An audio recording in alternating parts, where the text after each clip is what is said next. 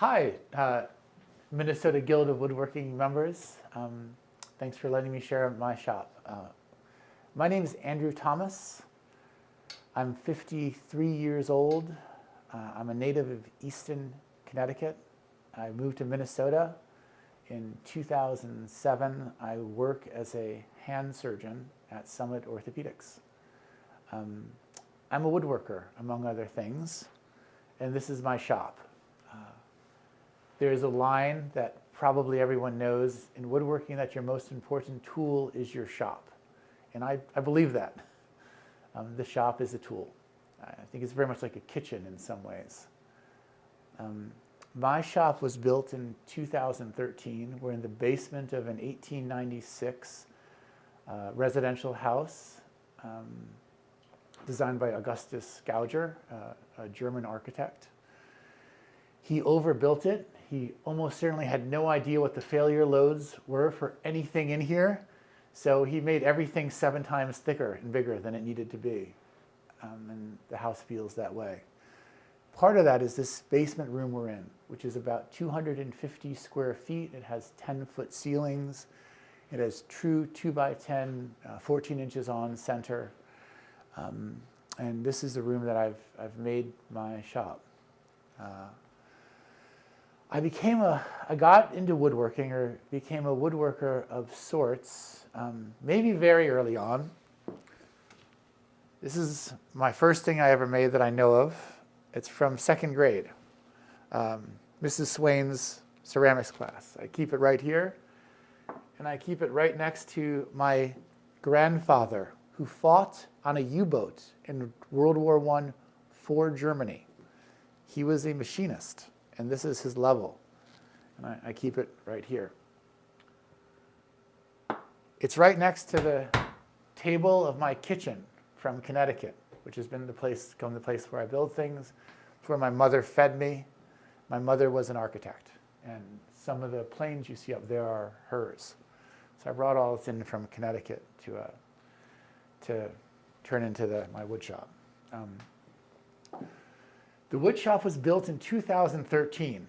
It's really nice. Let me tell you why it's really nice.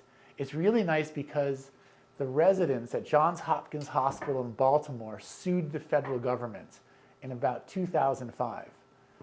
And they sued it because there was this long argument as to whether medical residents were employees or whether they were students. The way that relates to my wood shop is because it related to FICA. If you were a student, why were you paying Social Security? And if you were a worker, why were they making us work 110 hours a week? So this went all the way up to the Supreme Court, and eventually the decision came down that, yes, in fact, the residents could not be workers, they had to be students, and the federal government paid me back my entire FICA for 6 years of residency and 2 years of fellowship. Plus interest. So I got a massive check from the federal government. I didn't know what to do with it. That I could pay down my mortgage or, buy index funds or something. And I decided I wanted to do something physical with it. So I built this workshop. And this workshop is the payback of the federal government for torturing me as a resident for 7 years. And I very much think of it this way.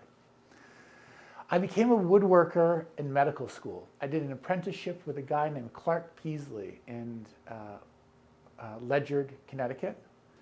Clark had been a builder. He was a Princeton guy. He'd trained at RISD underneath that Danish guy who ran the program at RISD for a while. He's still building. He's a fantastic guy.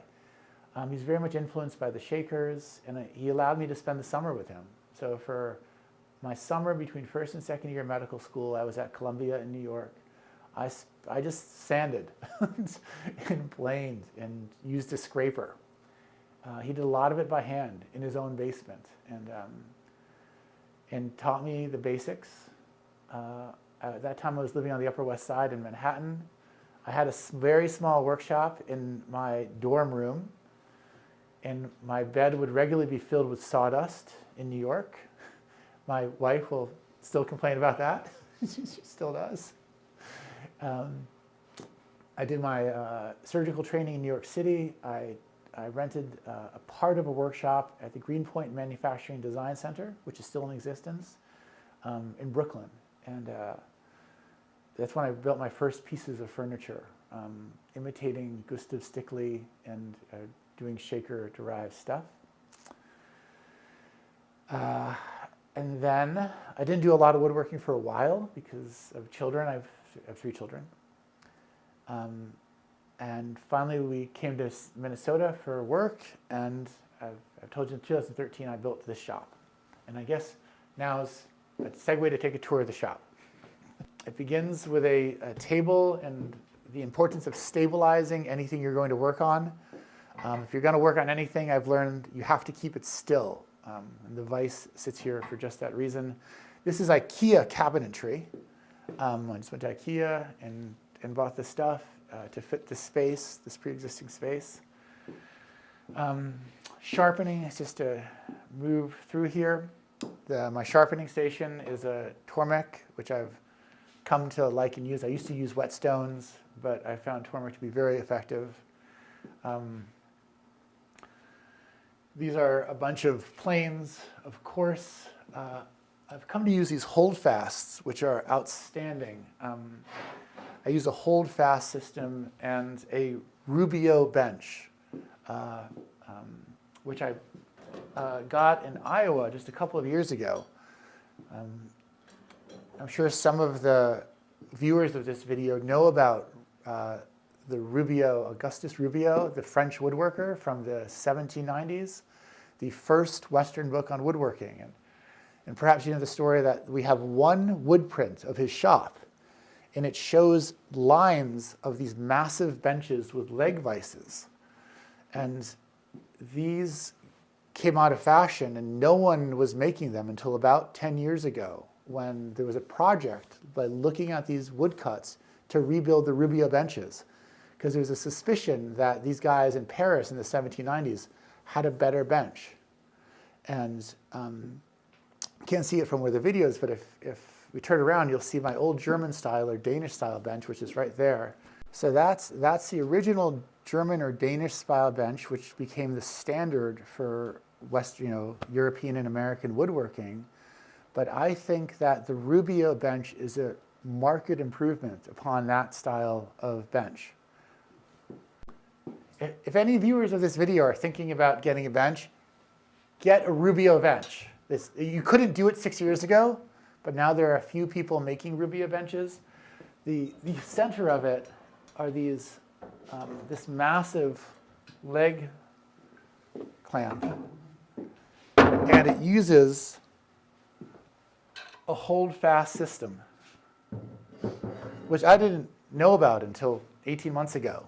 But it is a better way to stabilize pieces of woodworking, and it's something that's been revived to the benefit of woodworkers. So if you didn't know about these types of benches and you're thinking about getting a bench, I'd get on the internet. There are a couple of people making them. I actually drove down to Iowa and picked this up, and there are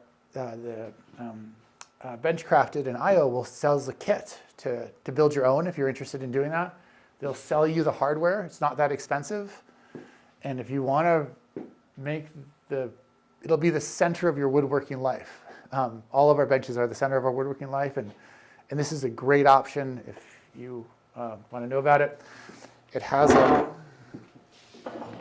end vise here with these lovely wooden bench dogs, and you can do everything on this. It's massive also. It's crazy heavy. One of the things they realized is that the mass of the bench is really important. And the traditional benches, like the one that I showed you, I used to think that thing was heavy. It probably weighs 150 pounds. This thing weighs maybe 350 pounds. And it just doesn't move, which helps. Moving further, there's, my woodworking preference is to do a lot of things by hand. Everyone draws a line somewhere. Some people plane everything with wooden planes.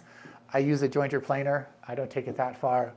But I do cut a lot of my mortises by hand. I do a lot of my joinery by hand. To me, that's sort of the purpose of it. One thing I don't do by hand is table saw work. I have a saw-stop table saw. I am a hand surgeon. I've taken care of a lot of people with table saw injuries in my career. Saw-stop, in addition to its technology, which is effective, it's an excellent quality table saw. It's well machined, it's heavy. Even if it didn't have the technology, it'd be a really good table saw. It has a sliding crosscut saw with that attachment that goes to it. And this is a good time to get to dust collection, because home woodworking is about dust collection.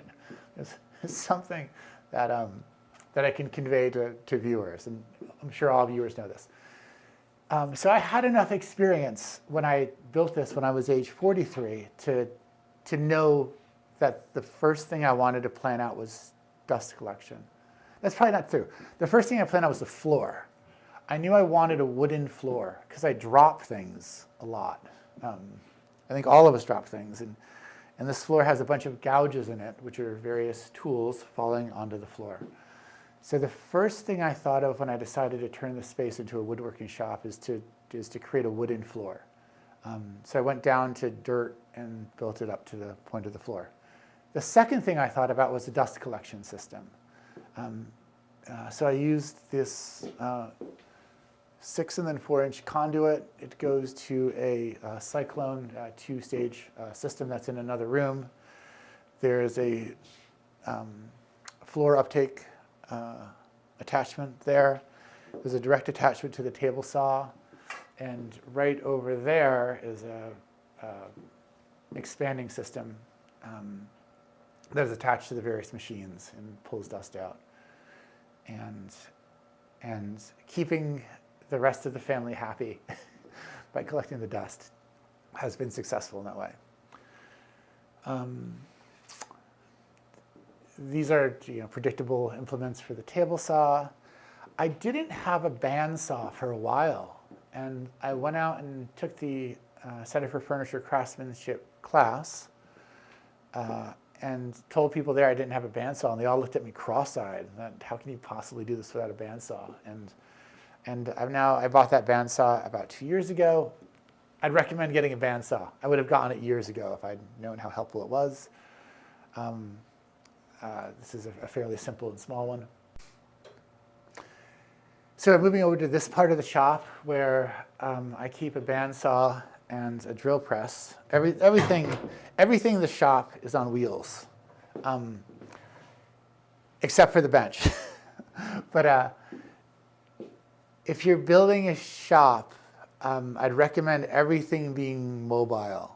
The shop goes through, as I'm taking care of projects, all of us are this way. The table saw can be pulled into the center of the room, and within this 250 square feet of space, I think I could build anything. It's an idea that I kind of got from New York City restaurants, where you'd be at great restaurants that serve 250 people a night, and the kitchen would be like, 50 square feet.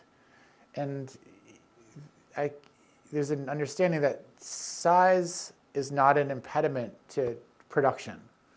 I'm sure there are limits to that, but I'm almost certain that within a shop, this is probably about the size of a one-stall garage. Are we about that? Maybe a little bigger. Like a big one-stall garage. I think if everything's on wheels, there's nothing that can't be accomplished in this kind of space. So anyways, everything rolls around and rolls back. Drill press, music. You'll notice there's speakers up on the ceiling. This is a really good music system here. Lighting. The other thing I sort of knew at the beginning is it's a lot more fun to work when you can see. So I've put a lot of lights in, and this is adequate for me at this point. Sometimes I'll move around task lighting.